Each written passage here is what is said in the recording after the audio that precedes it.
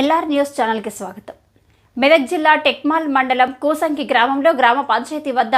గౌండ్ల సంఘం ఆధ్వర్యంలో సర్దార్ సర్వాయి పాపన్న గారి 374వ జయంతి, బహుజన రాజ్యాధికార పోరాట యోధుడు, బహుజన విప్లవ వీరుడు,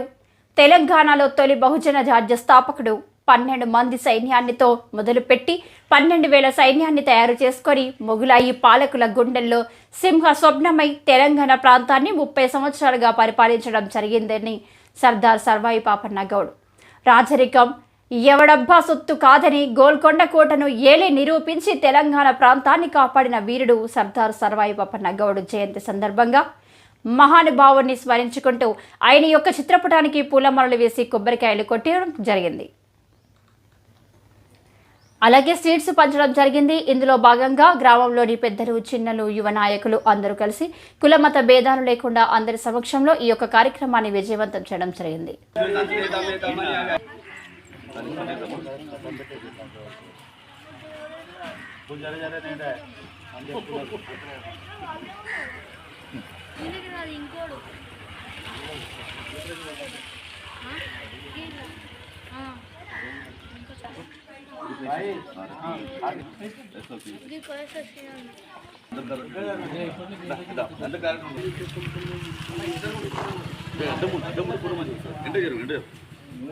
జై సర్దార్ సర్వాయి పాపన్న కి జై సర్దార్ సర్వాయి పాపన్న కి మన కుసంగి గ్రామంలో గ్రామ పెద్దలు, యువకులు, అన్ని కుల సంఘాల పెద్దల ఆధ్వర్యంలో ఈరోజు ఘనంగా సర్దార్ సర్వాయి పాపన్న గారి యొక్క 364వ జయంతి ఉత్సవాలు ఈరోజు ఘనంగా నిర్వహించుకోవడం చాలా సంతోషకరమైన విషయం. ఎందుకంటే కులాలకు అతీతంగా గతంలో ఉన్నటువంటి పరిస్థితులకు కులాలకు అతీతంగా, మతాలకు అతీతంగా మొఘల్ సామ్రాజ్యాన్ని అంతమొందించి, అదేవిధంగా మన యొక్క అంతమొందించి అనేక రకాల బాధలు అనుభవించినటువంటి సర్దార్ సర్వాయి పాపన్న తన చిన్నతనంలోనే, చిన్న వయసులోనే అమ్మ యొక్క వాళ్ళ తల్లిదండ్రులు చెప్పినటువంటి మాట కట్టుబడి ఒక గీతావృత్తిని ఆయన స్వీకరించి ఆ గీతావృత్తిలో జరిగినటువంటి అన్యాయాలు, మొఘలుల యొక్క సామ్రాజ్యాల యొక్క దౌర్జన్యాలు జీర్ణించుకోలేక చిన్న వయసులోనే తిరుగుబాటు చేసి చిన్న చిన్న కోటలను ఆక్రమించుకుంటూ లాస్ట్కు గోల్కొండ కోట మీద కూడా జెండా ఎగురవేసి మరి యొక్క బహుజనులకు, అదేవిధంగా వెనుకబడిన తరాలకు అందరూ కూడా బాసట నిలిచినటువంటి గొప్ప వ్యక్తి ఇవాళ సర్దార్ సర్వాయి పాపన్న అని చెప్పి సందర్భంగా తెలియజేస్తూ ఉన్నాం. ఒక సంతోషకరమైన విషయం ఏంటంటే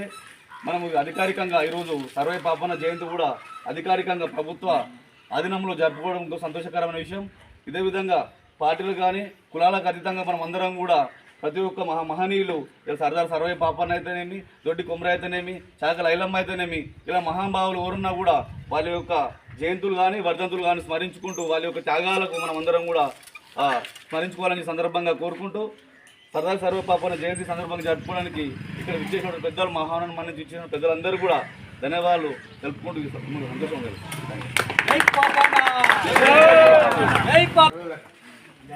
రెండు తీసుకున్నాడు